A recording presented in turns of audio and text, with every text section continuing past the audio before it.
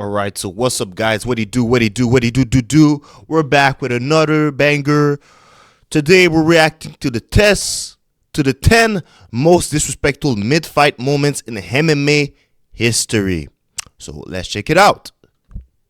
This sport has ever seen. And while those moments truly are just a proverbial slap in the face to the person that fighter just defeated, perhaps far more humiliating and devastating is being shown that disrespect in the middle of the fight, when the outcome is still in question. You are so little a threat to this person that they've decided to ridicule you when they could have been attacking you. And man, there have been some classics over the years. I'm Tommy from MMA On Point, and these are the 10 most disrespectful mid-fight moments in MMA history. Number 10, no can defend bang. So it's the year 2000. Undefeated Duane Ludwig, or Ludwig as Bruce Buffer calls him on the night, looks to be about 12 years old and is fighting in his 4th ever pro bout at King of the Cage. We got Rico Rodriguez, Don Wilson, and Eddie Bravo on commentary. That's fun. Ludwig was the protege of Boss Root, and as many of you know, since it's one of Duane's favorite topics, and El Guapo was in his corner for the fight, rocking a Hawaiian shirt because everything about this is awesome. Except for the referee. My God. In any other organization in the universe, this kick is a knockout and a stoppage. Is that Pride? Instead, the ref just lets the guy get up, even though seconds earlier he was stiff. And Ludwig then beats the shit out of him some more. He drops again. Does the ref stop it? Nah, you kidding? What are we, pussies? And that's when it happens. Ludwig does the damn Karate Kid crane kick pose. Wow. Disrespect. The pettiness. But who could blame him? Not like he was in any danger. Luckily, Shad Smith's corner threw in the towel eventually, because the referee was certainly just going to let the guy die. Pettiness. Duane invented Derek Lewis's balls was hot moments to reveal that his underwear says Little Boss. All right then. Afterwards, Boss's buddy Steven Quadros caught up with the mentor-protege pairing to ask about the taunt.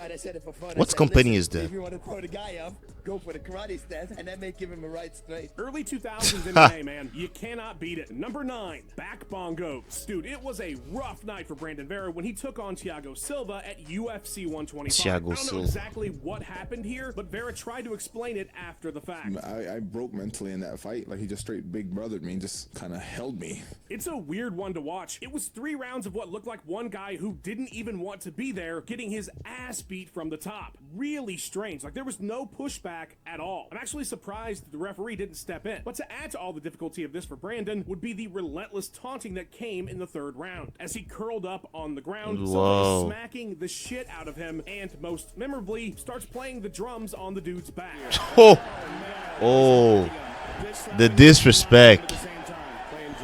Bro, that's gotta be so frustrating when you're losing a fight and then your opponent starts to get to be petty, but you can't do shit about it because he's just too good. That's insane. But hey, sometimes pettiness can kill you sometimes.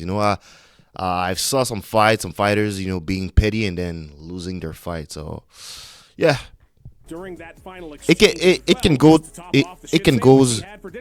both ways. He was cut from the UFC, but believe it or not, there's a silver lining to this whole situation. Silva would piss hotter than a ghost chili pepper smoothie, and so the loss would be overturned, and Vera was given another chance in the UFC, where he got 3 more fights out of the whole deal. Not too bad, all things considered. Number 8, let me take a selfie. Perhaps the king of Michael Venom. Oh yeah, I remember that. Oh, that's actually Anderson Silva. But to be fair to Anderson, and he does have some pretty disrespectful moments, like the entire Damian Maia fight. A lot of his were tactical decisions or weapons against his opponent. He largely either feigned. Oh yeah, I remember that. Yeah, it was against what's his name, Chris Weidman.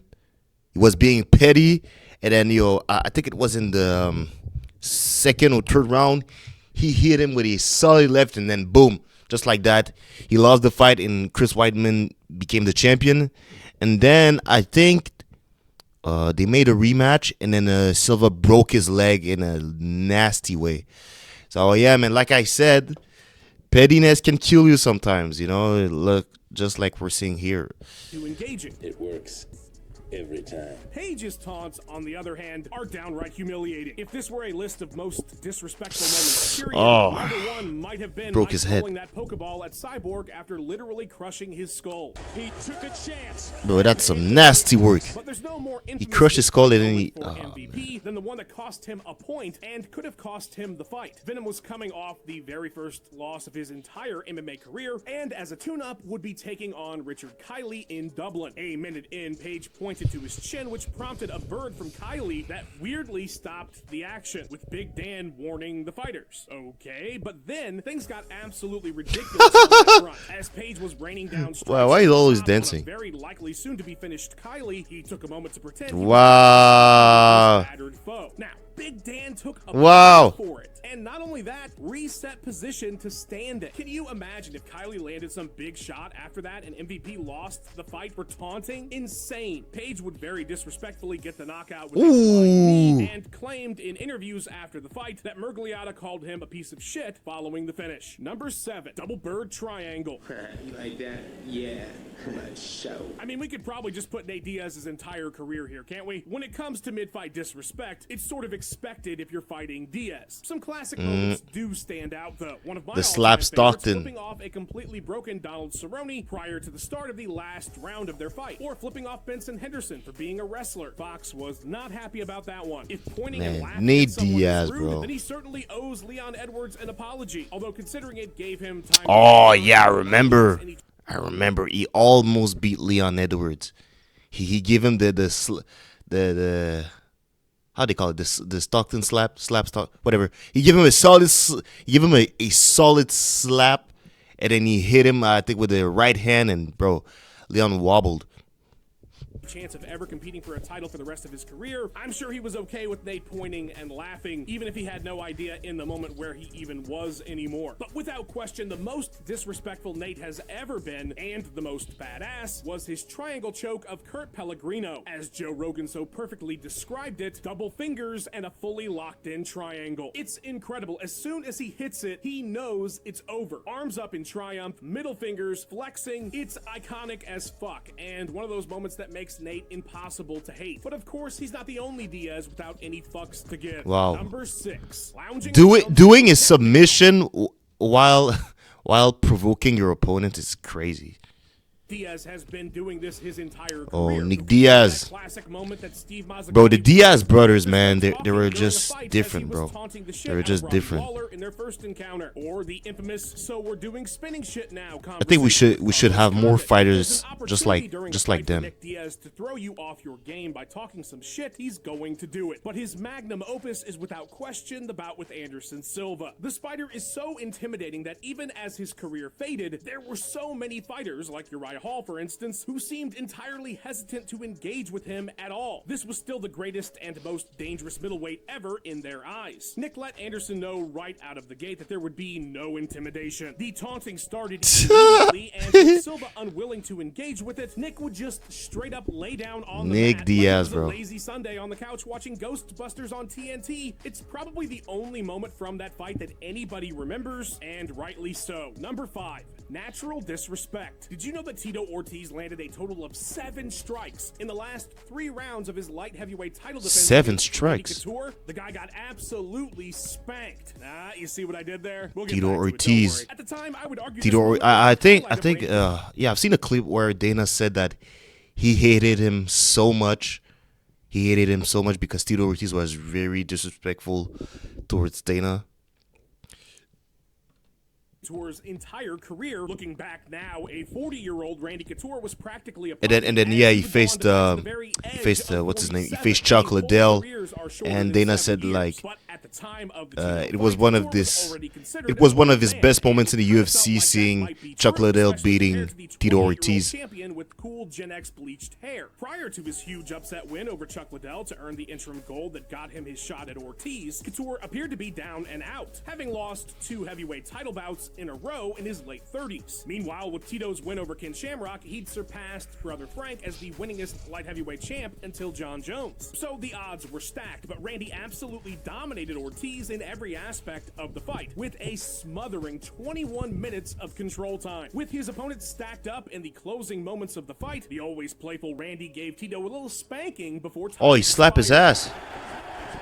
Okay. To go from the face of a new generation to having an old man spanking you and taking your title, the humiliation must have been worse than the beating. Number 4, Smoochy Smoochy. It was one of the weirdest moments I've ever seen. Oh, Marab. And it very well could have been one of those Yeah, moments that ended kissing up on sugar on the those back. TikToks that 57 million people like and comment on without any context. The Sphere main event was the Sugar Show versus the Machine. First, there was the weird trouble between Marab and Sean's coach, who was yelling out to Dwalish Willie in the first round, causing the Georgian to look like he was about to pull a Habib and hop the fence to get some Dylan Danis action. But that's a coach, we don't care about that. The real disrespect was Marab laying little smooches on O'Malley's back as the second round was closing. After Herb Dean stopped the makeout session, Marab got up thinking the round was over and nearly got ended by O'Malley. The funniest possible conclusion to the Sphere ever. For Dana's reaction alone, it would have been worth it.